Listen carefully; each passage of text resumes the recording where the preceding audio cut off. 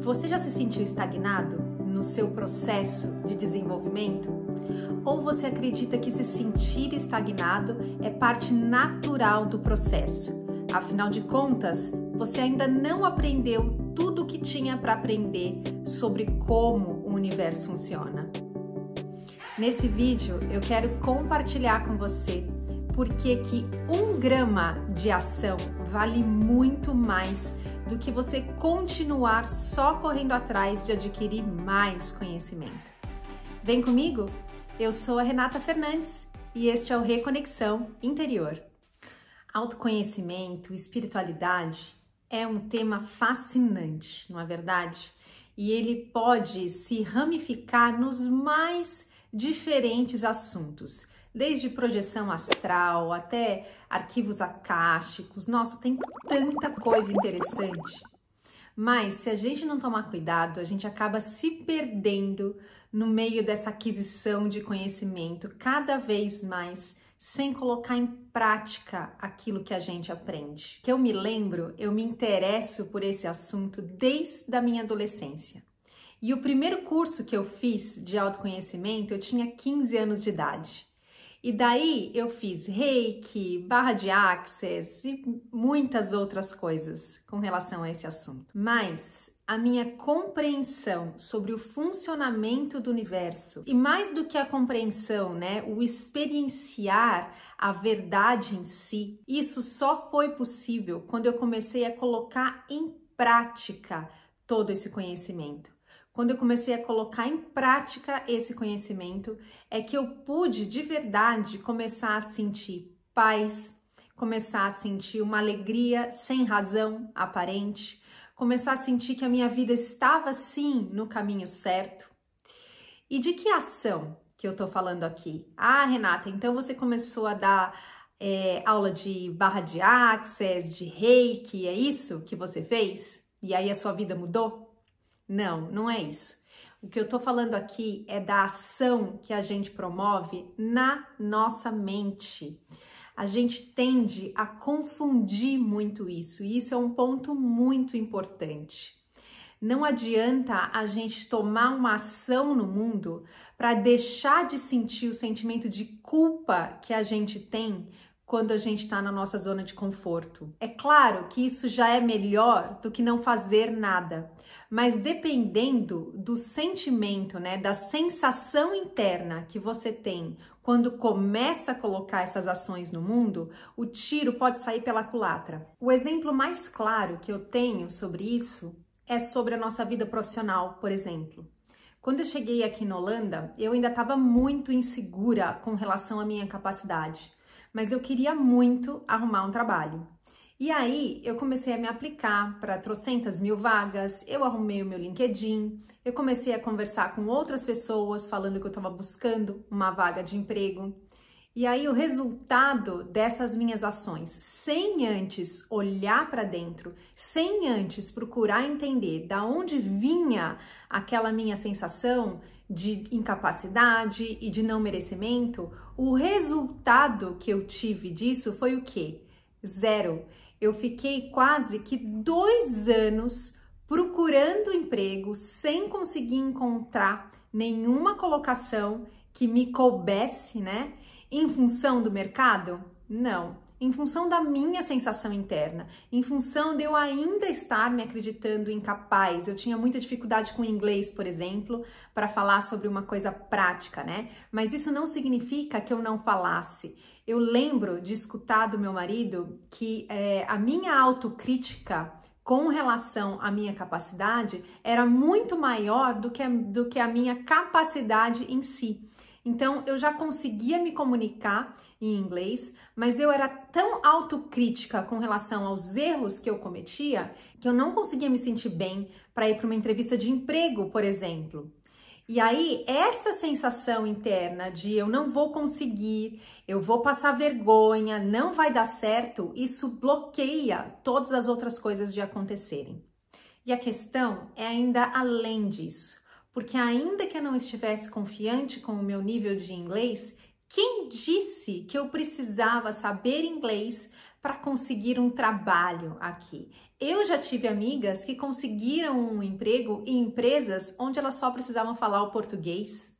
Eu podia trabalhar para uma empresa fora daqui, para o Brasil, online. Minha irmã também já fez isso, uma época que ela estava fazendo intercâmbio no Reino Unido.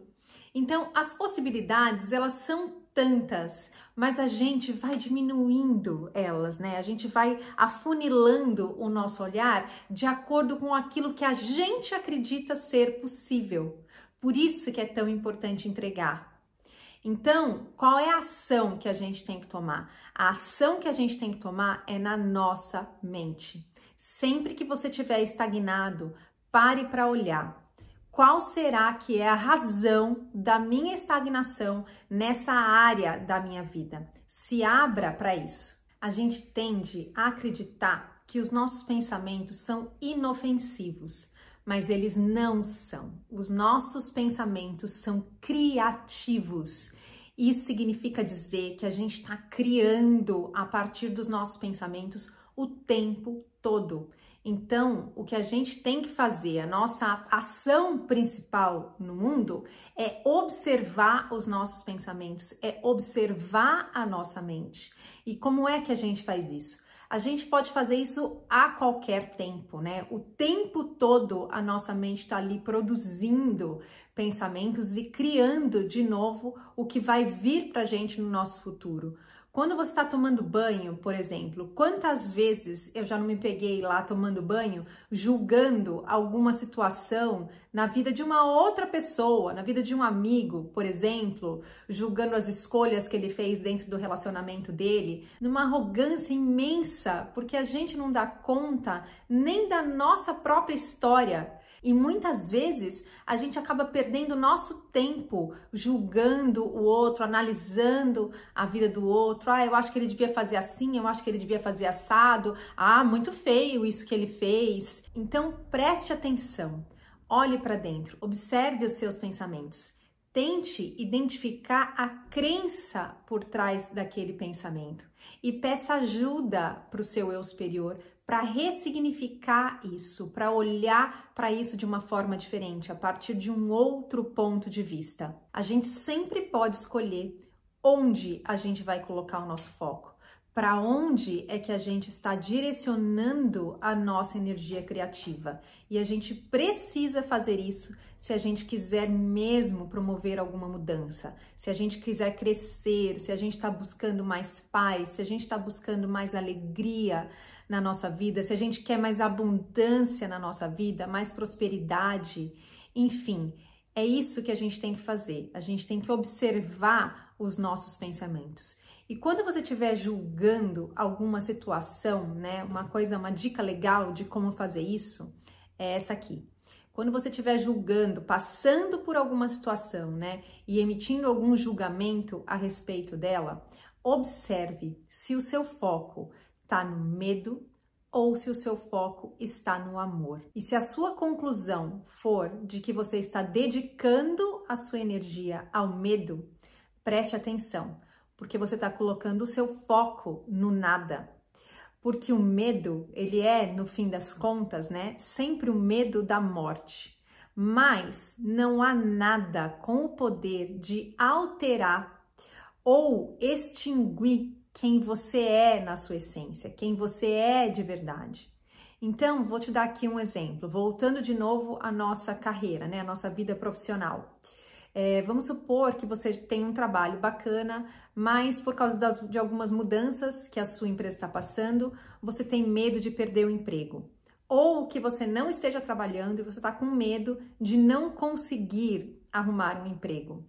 O que se passa na nossa cabeça nessas horas, né? Se eu não conseguir arrumar um emprego, eu não vou conseguir pagar as minhas contas. Se eu não pagar as minhas contas, talvez eu fique até sem dinheiro para ter o que comer. Se eu não tiver o que comer, nossa, aí eu vou passar fome e eu vou morrer. Então, lógico que não é assim nessa linearidade, né? A gente vai colocando aí vários outros e se no caminho. mas no fim das contas, sempre vai chegar nesse medo da morte. Isso é algo que eu aprendi, inclusive, com a minha terapeuta. Sempre que eu ligava para ela com um medo muito grande de que alguma coisa fosse acontecer, ela me propunha esse exercício. Tá bom, Renata, então vamos supor, né, que isso aconteça de verdade. E aí, qual vai ser a consequência disso? E a consequência nunca era o fim do mundo.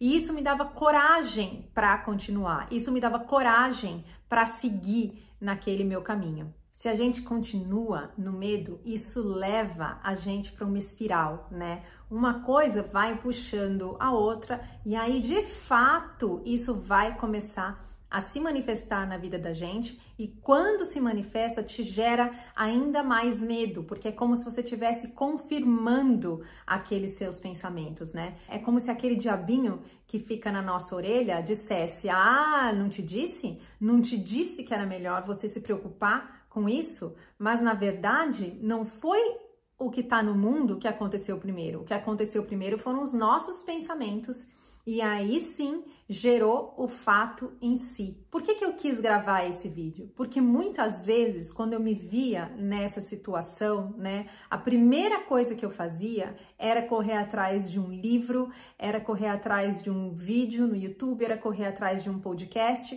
para me tirar daquela energia. E aí eu me alimentava cada vez mais de conhecimento, isso me dava um alívio enorme naquela hora, né? E eu não estou dizendo que isso é uma coisa ruim, porque de fato isso muda a nossa energia, então tem esse benefício, mas se mais tarde, depois que você já conseguiu se estabilizar, você não voltar para olhar para a situação, para aquilo que engatilhou todo aquele conjunto de pensamentos, isso vai voltar de novo a aparecer na sua história. Porque quando esses pensamentos, essas crenças, né, vêm à tona, elas vêm para serem processadas. Por isso que eu tô falando que a gente tem que primeiro tomar uma ação. Quando a gente toma uma ação no sentido de resolver as nossas crenças, no sentido de soltar as nossas crenças para o nosso eu superior, né, que tem a visão privilegiada do todo, uma visão que a gente não tem, aí a gente começa a resolver. E aí a ação que a gente vai tomar no mundo, ela é uma consequência natural dessa correção mental, dessa cura que a gente se abriu para receber. É muito legal, porque quando a gente se cura mesmo de uma crença, a gente percebe que aquilo que estava dominando a nossa vida, né, algo que a gente estava lutando muito contra, era só uma crença. E a gente se sente até meio bobo, né? Comigo aconteceu isso várias vezes, de eu lutar contra alguma coisa durante muito tempo, até que um dia eu não aguentava mais e falava: não, eu entrego, meu eu superior, por favor, resolve isso pra mim, porque eu não sei como. E aí é como, sabe aquele ditado, como tirar com a mão, né? E de repente as coisas se abrem, porque você olha para aquilo de uma forma diferente e fala: puxa, como que eu deixei isso dominar a minha vida por tanto tempo? E a solução era tão simples. Mas a gente não quer largar o osso, né? A gente quer resolver pelos nossos próprios meios. A gente tem muita resistência em entregar, porque a gente acredita que o nosso jeito é melhor. Vem de uma arrogância muito grande. Outra coisa que pode estar acontecendo, né, que muitas vezes acontece, é que a gente não quer largar a mão porque a gente ainda acha que tem algum ganho naquela situação. Mesmo que a situação te faça mal, a gente ainda acha que tem algum ganho naquela situação. Por isso que é tão difícil entregar em alguns momentos. Mas esse é assunto para um outro vídeo. Voltando ao nosso exemplo do emprego, então. Então, uma vez que a sua crença é ressignificada, pode ser que você comece a olhar para uma situação que antes estava te gerando medo como uma oportunidade para redirecionar a sua carreira, para se conectar com outras pessoas, né? Para realizar um trabalho que te traga mais realização profissional, pode ser que muitas coisas aconteçam. Pode ser que você receba um telefonema de um amigo que estava precisando de uma indicação de uma pessoa como você e você vá para um cargo onde você receba um salário melhor, por exemplo.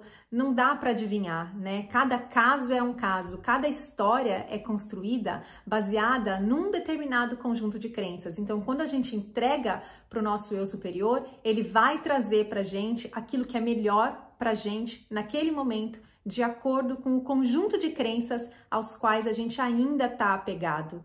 Nosso ser superior, ele jamais vai fazer qualquer coisa que vá nos prejudicar. E você pode ter certeza de que a solução que ele tem para oferecer é muito melhor do que aquelas que a gente fica tentando fazer no mundo por nós mesmos, né?